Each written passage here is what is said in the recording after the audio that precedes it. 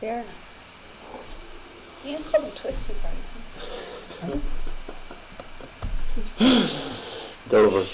It's Wednesday, it's Celt Day. I'm Linda O'Reilly. I'm joined by my colleagues Damien Donoghue and Seamus Enright, and we're here to review some of the headlines in today's newspaper. Quick look through the headlines. Leona Maguire is the toast of Cavan as golfer gets her first professional win.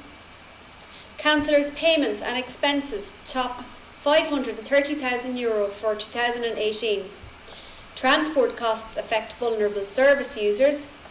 New valuation rates threaten to put people out of business. Council turned down Mullahorn quarry plan, and more than 30 declare for the local election race. In sport, we have a full roundup of ACFL games, and Cavan ladies' victory over Laois sees them with a shot at the semi-final. But we start with a big story this week, big story news and sport, big story nationally and indeed internationally, and that is the superstar who is Leona Maguire, who got her first professional win over the weekend, and a nice paycheck to boot, I might add.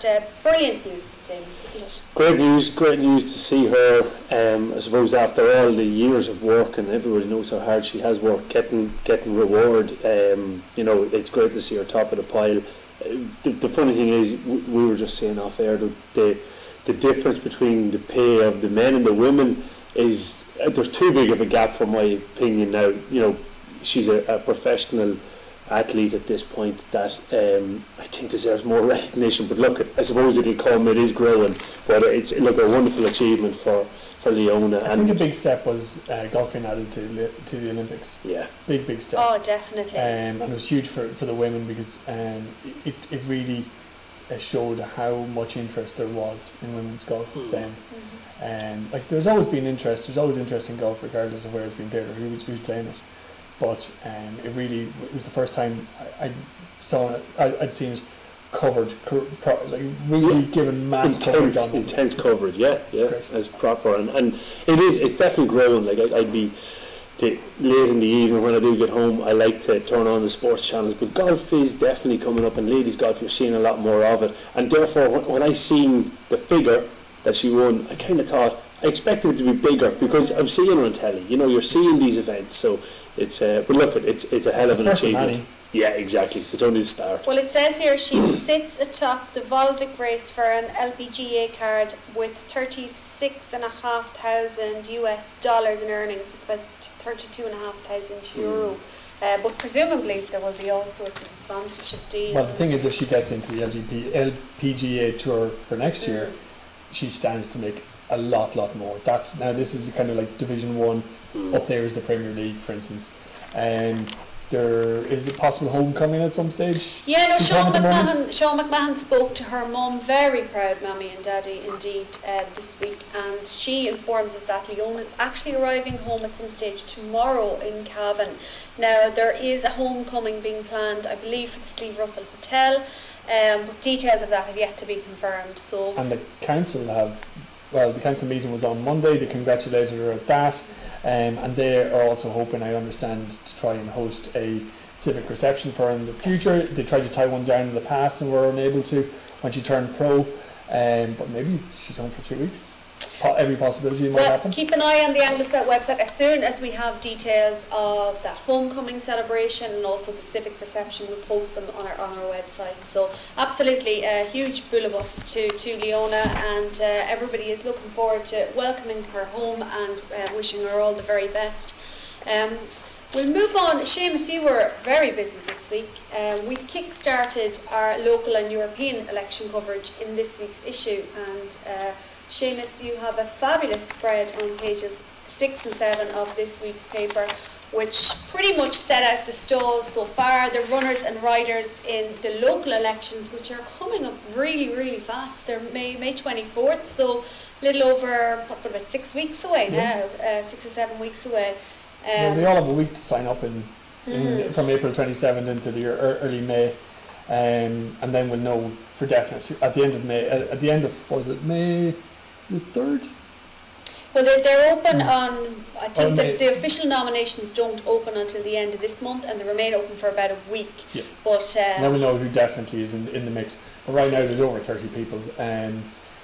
there is, it's going to be interesting. It's definitely going to be interesting. I think to be a few surprises, a few retirements are definitely going to shake up the field. I mean, over in the James Duff area, you have Paddy Smith stepping down and Paddy O'Reilly stepping down. And that's two Fine Gael stalwarts, and then those seats have to be filled by someone. Trevor Smith, Paddy's son, is stepping in there. But then you've got Craig Lovett, who very narrowly missed out last time out.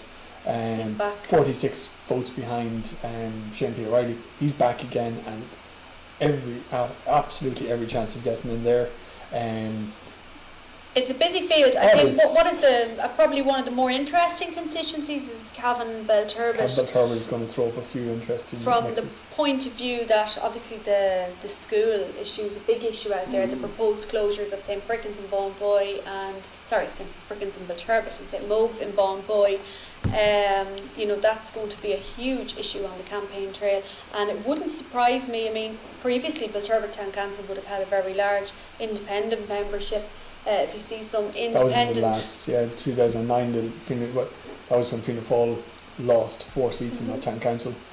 Ballygymstuff's perhaps the quietest area so It is far. quietest, but it is interesting. And then, of course, you have got Bailey-Burcoot Hill, and it has the highest number of new candidates in that field. And we've got some returning candidates that we haven't Jeremy seen for a Murray's few back in the years. mix. And Francis McDermott, I understand. Francis McDermott over in Shercock, yeah, definitely. That's going to be an interesting one. Both former chairs of Cavan County Council. As I noted in the article, Jerry Murray has never lost an election he stood in, so that'll be interesting to see. So we've got some new faces, some new blood, some old blood as well, and some experience. It's definitely shaken up to be a very, very interesting local election in the county, and watch the Anglo Celt over the next couple of weeks. We're going to be having a page dedicated to local election candidates and issues every week, and we will be doing profiles of various electoral areas as well in the 3 issues in May before the actual date of the polling day. So brilliant, Seamus. You were keeping an eye on the European matters as well in terms of Europe got covered. This week page. it was Europe is going to be in the Midlands Northwest is where we are, and it's definitely going to be interesting. It's a huge area. Oh my God! Look, it goes from Donegal right down goes from Mallinhead to the Clare-Galway border, and then goes from Spiddle the whole way over to Carlingford Lough. To the east coast. Absolutely enormous. It's vast. It's a huge distance to cover for anybody. So it starts off with, we have to acknowledge that Marion Harkin is stepping down after 15 years. So that's 1 of 4 seats, and Fianna Fáil failed to get a seat the last time out. So they're really pushing for one now with Brendan Smith. He, I understand, has been all over the country at this stage, all over the constituency at this stage. I think this is going to be one of the more interesting European elections, and certainly from this constituency's point of view, but also one of the most important in the context of Brexit. Very interesting for Cavan Monaghan people, because you've got Sinn Féin's Matt Carthy, Carrick McCross running. We've also got Fianna Fáil's Brendan Smith and Cavan, so huge local interest in them this time out. Well, and a little bit of a reverse there. If Brendan gets in, there's a by-election, but if Matt gets in and an election comes, he's going to go for the general election. So there'll be another by-election for the Europeans, or do they co-opt? No, they co-opt. Yeah, absolutely. That brings me to another interesting story that you worked on this week, Seamus, and that was in relation to the possibility of by-elections being called post-European elections. And in the case of Cavan and Monaghan, were Brendan Smith to successfully take a seat for Fianna Fáil in Europe, that means there's a by-election here potentially for this constituency, or is it? Well, within 6 months that by-election has to be called, and if it's Cavan, if a by-election is called to fill Brendan's seat, it is contested on the old constituency boundaries, which is Cavan Monaghan, but all of West Cavan is still cut off. West Cavan is cut off. It's excluded. So it goes on the 2013 constituency boundaries as opposed to last year's constituency boundaries. Okay, because the new boundaries, just to avoid any confusion for our readers or our listeners, the new boundaries only take effect once the general election is called. So even though Cavan and Monaghan is now being reunited, if this by-election is called, it will still exclude West Cavan No, voters. everything I've been told is saying, everybody I've been talking to is saying that there's going to be no by-election if Brennan gets in. It just won't happen. It's going to be straight to a general election, and it's going to happen sometime between September and October. Everybody is saying that to me. Look, I was told to be an election at the start of this year. So it hasn't happened. This is it, and even though they may not want a by-election for Cavan and Monaghan, I mean, it might suit them to have a by-election in other constituencies. So who knows what's going to happen. It would fall into a couple of people's hands. What it'll do is that it could possibly exclude a couple of Fianna Fáil candidates, the likes of John Paul Feely over in West Cavan, and Philip Brady, who's the majority of his voting base right now is in Mullahoran. That's going to be back over in West Cavan. Yeah, Mullahoran split, so kind of half of it is in Cavan Monaghan and the other half kind of Arva, Gowna direction. It'll suit the likes of Shane P in Mulla, or possibly Gerard Wilson if he wants to run, but it could also definitely fall into the hands of Sinn Féin in a first past the post race, because they top the polls. You'd have to imagine if were a by-election called in Cavan and Monaghan, it would favour either Matt McCarthy or Pauline. And I think it would favour Pauline, because Matt will get in on Keegan's votes. Oh, look, very interesting, very interesting. Big knock-on effect there caused in terms of European elections versus by-elections versus general elections. I think we're going to be all electioned out of it by the end of the year. At this rate, we could have all three in the 1 year. In space of 7 months. We'll be looking for some time off. I've got holidays in October. Don't you dare, don't you dare. Brilliant. So plenty, if you're anyway interested in politics or even on the issues that are important to people in Cavan, we've kicked it off this week. Great spread done by Seamus Enright. So please do pick up your paper, and we will be continuing that between now and polling day. It's important that you vote. We always advocate people to use their right to vote and make their voices heard. We will move on to sport, Damien. I know obviously we mentioned Fiona already, and she's the big story of the week. But there's very comprehensive coverage of those ACFL games in today's paper. Yeah, very busy weekend. Round 2 took place last weekend.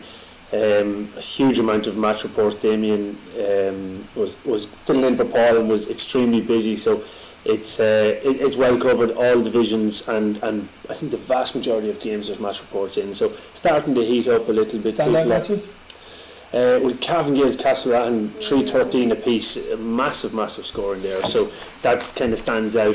Defenders, you took your game there. Yeah, so that's it. No sign of the Black Death in Cavan at the minute anyway, because then Crushlaw had a big win over Kingscourt up in Kingscourt. So the front runners are staying out in front. Ramor with a big win over Coot Hill as well. So the 4 teams that everyone expects to be at the top are holding their own up there. So there's no real surprises in it. And then the ladies football, they're doing as much as they possibly can. So they had to beat Laois last weekend to have a chance of qualifying for the semi-final. It means now they play Kerry this coming weekend in the game that was postponed from earlier on in the group stages. So if they win that, they go through to the semi-final. So hopes are still alive, but there's lots of coverage where I think it was the minor or the under-14s were playing Antrim, or will face Antrim in the under-14 final again. The underage ladies continue to surpass expectations every single year in Cavan, so there's lots of coverage of that. And then in the athletics, the relay team from Shercock done exceptionally well down in Athlone, so there's loads of sports covered. I see Gearóid Lynch, the Shercock Athletic Club got silver in the under 15 800 metres, so yeah, plenty of young sport talent there coming up in a number of different disciplines. Yeah. Go karting in the paper this week. Every time Paul Fitzpatrick is on holidays, Damien McCartney fills in as sports editor, and Damien always asks me at the beginning of the week, don't give me too many pages, and at the end of the week Damien always comes to me and says, I need more pages.